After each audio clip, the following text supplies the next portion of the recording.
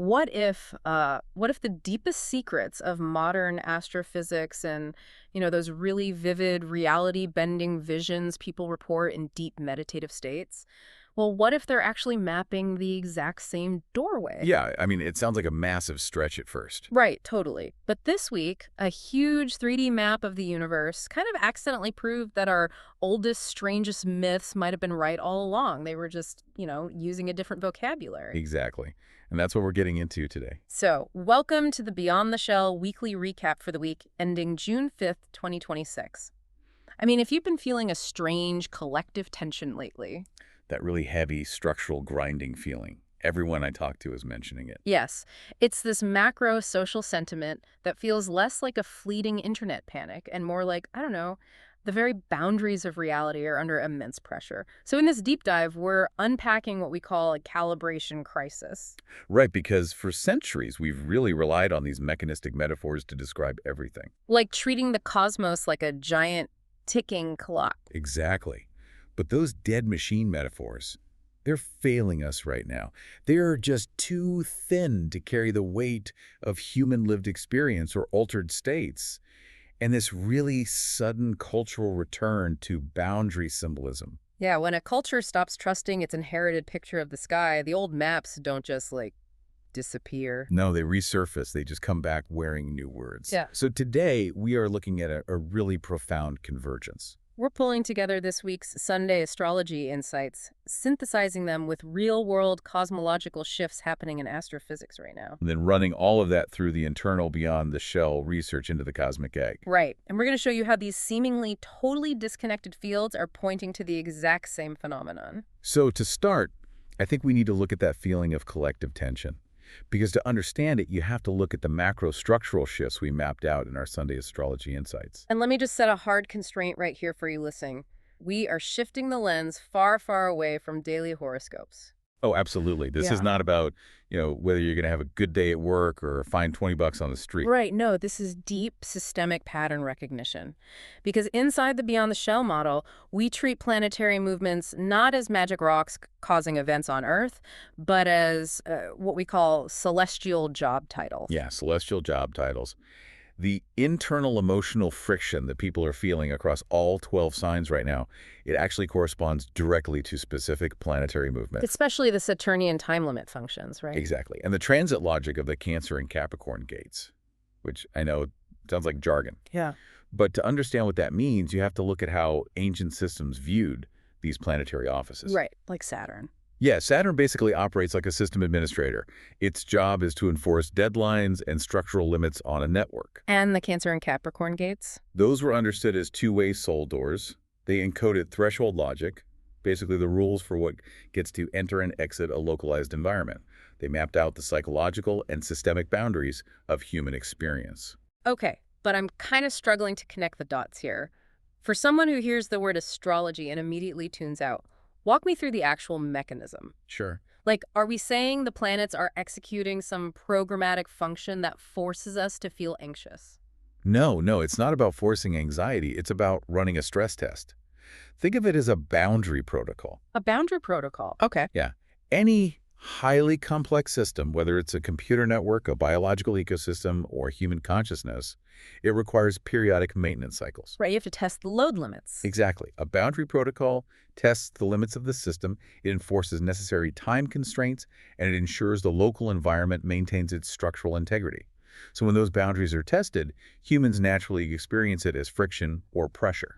Which makes sense, but I think the vital thing to understand, and we have to explicitly avoid fear-mongering here, is that the immediate reaction to this pressure is usually apocalyptic panic. Oh yeah, everyone thinks the sky is falling. But the world is not ending. It's just being subjected to a necessary boundary protocol so it can handle the next phase of its development. Right? Precisely. And what's really fascinating is that when we look at the hard sciences, that same exact boundary pressure is spilling over visibly. This is where it gets incredibly concrete.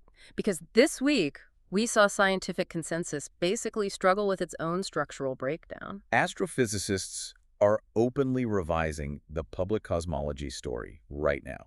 And they're doing it mainly because of DSI. The dark energy spectroscopic instrument. Right. DSI just produced this massive, high-resolution 3D map of the universe. It mapped over 39 million galaxies. Which is just a mind-blowing amount of data. It is. And the data coming back from that map is raising entirely legitimate questions about the behavior of dark energy and the actual structural limits of our universe. Because for a very long time, the standard model of physics assumed dark energy was a cosmological constant, right? Yeah, they thought it was this steady, unchanging force that was just pushing the universe apart forever. But the DSI map suggests dark energy is not constant at all. It appears to be weakening over time, Exactly. which completely shatters the ticking clock model of the universe. I mean, if dark energy is weakening, the universe isn't just this predictable mechanical machine expanding into infinity. Right. When the fundamental forces governing expansion start to change, the old models completely break down. The modern map has basically stopped explaining the room we're standing in. So what are scientists doing about it? Well, the mainstream scientific community is being forced to entertain concepts they previously sidelined. We're seeing really serious discussions around early universe reheating uncertainty Okay. Wow. and causal set quantum gravity. Wait, causal set what? Causal set quantum gravity. It's Yeah. this idea that spacetime isn't a smooth, continuous fabric like we thought, but it's actually made up of tiny, discrete chunks of information, almost like pixels on a computer screen. Oh, wow. Okay, that's wild. Yeah, and we're also seeing a massive shift toward holographic entropy bounds. Okay, let's translate holographic entropy bounds for a second. Think of a massive, incredibly detailed 3D video game. Right. No matter how vast that digital world feels when your character is walking around inside it, all the information required to render that 3D universe is actually stored on a flat 2D hard drive. That's a perfect analogy. The holographic principle in physics suggests our universe might operate the exact same way.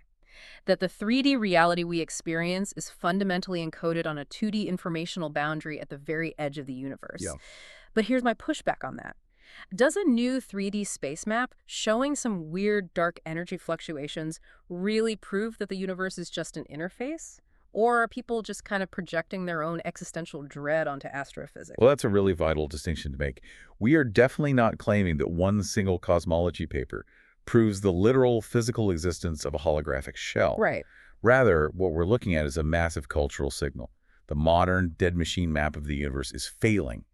And because it's failing, scientists and the public alike are reaching for boundary language. They're talking about information theory. Exactly. They're discussing observer-conditioned interfaces where the state of the universe is dependent on the act of measurement.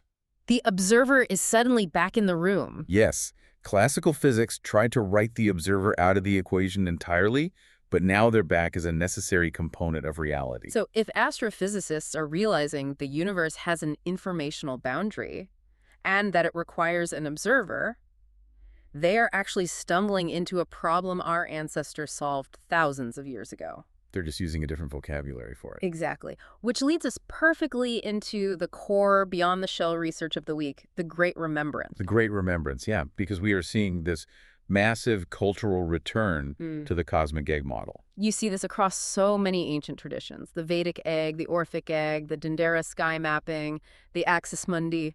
And for a long time, modern society just dismissed all of this as primitive superstition.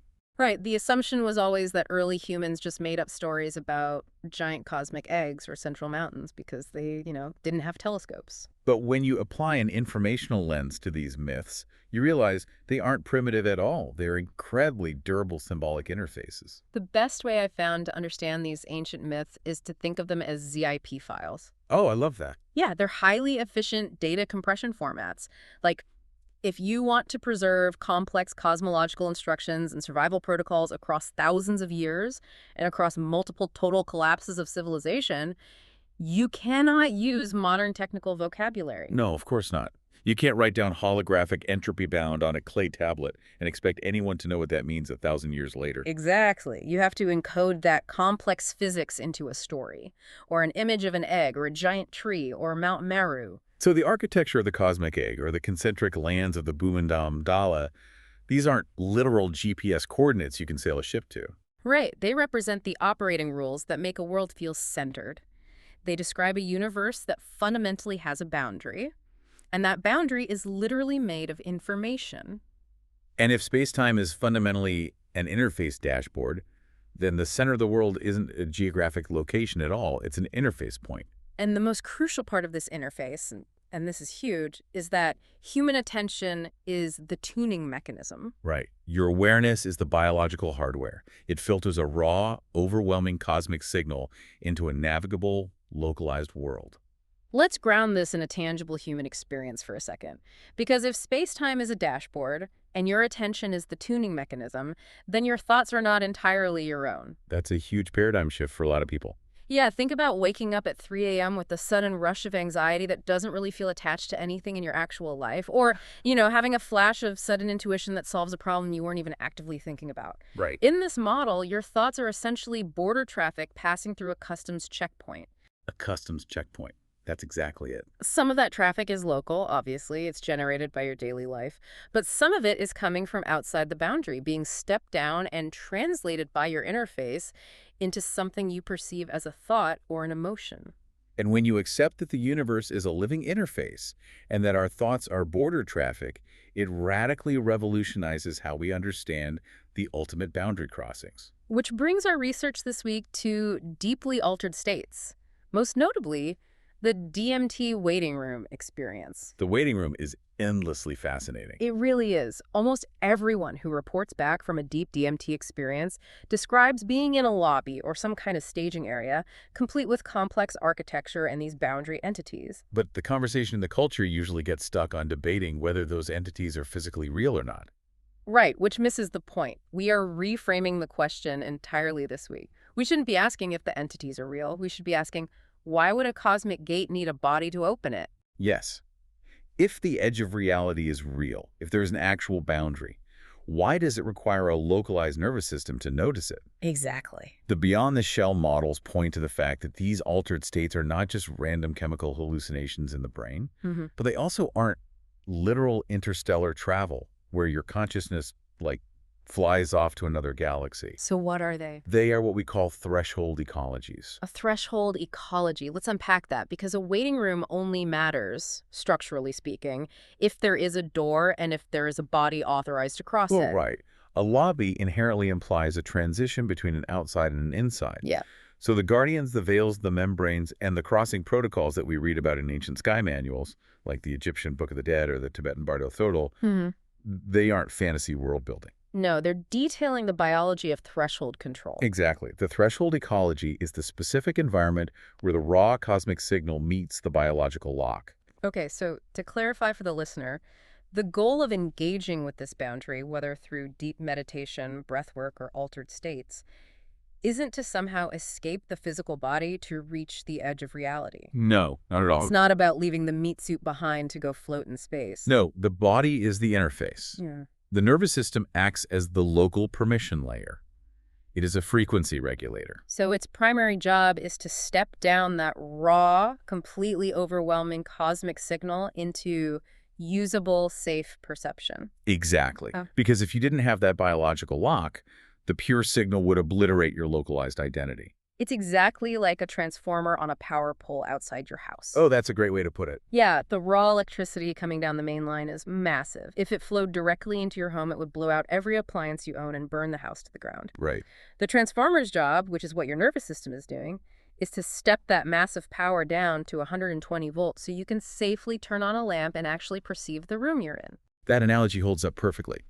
A deep DMT experience, or a really profound meditative state, it temporarily bypasses or recalibrates that step-down transformer. So you become suddenly aware of the threshold ecology. Yes, you see the gatekeepers and the interface mechanisms whose entire job is to manage that flow of information. The gate was never outside of you, floating in the cosmos somewhere. The gatehouse is inside your nervous system. Man, we have covered a massive amount of ground here today. We really have. From the system stress tests of astrology to D-size 3D map proving dark energy is weakening, to the ancient ZIP files of the cosmic egg, and right down to your own nervous system acting as a power transformer for cosmic signals. That's a lot to take in. It is. Yeah. So let's bring everything together and synthesize this for you, the listener. What is the ultimate takeaway from all these shifting paradigms this week? I'd say the primary synthesis is that we must fundamentally reject the fear-based certainty that tells us we are trapped in a hostile digital cage. Or a malicious simulation prison. Right. When you look at the boundary language, whether it's through the lens of modern holographic physics or ancient Orphic myths or the threshold ecologies of altered states, the boundary is not a cage. The boundary is protective infrastructure. Yes. The shell that surrounds us, the cosmic shell, is a developmental incubator. An incubator. Yes. The astrological cycles that are creating heavy emotional friction in your life right now, the geopolitical shifts that are forcing global society to restructure, the cosmic clock suspended overhead, they're all part of a developmental staging ground. They're functioning exactly as intended. Exactly. They're there to prevent an unfiltered cosmic signal from overwhelming you as a localized observer before you're actually mature enough to handle it. That's profound. The universe was never a mechanical clockwork, and it was never a digital prison meant to harvest your energy. It was, and is, a memory system. A memory system. It is an incubator carefully designed to wake you up only when you have the capacity to hold the memory without shattering. And that heavy grinding feeling we talked about at the very beginning of the deep dive. Right, the collective tension. That is just the incubator responding to the fact that the occupant is growing. Which brings us full circle to the calibration crisis. The old maps are failing because we are actively outgrowing them. Yes, we're remembering the older, deeper maps like the Cosmic Egg and the Axis Mundi because they accurately describe the interface we are actively using now. Reality is an observer-conditioned interface.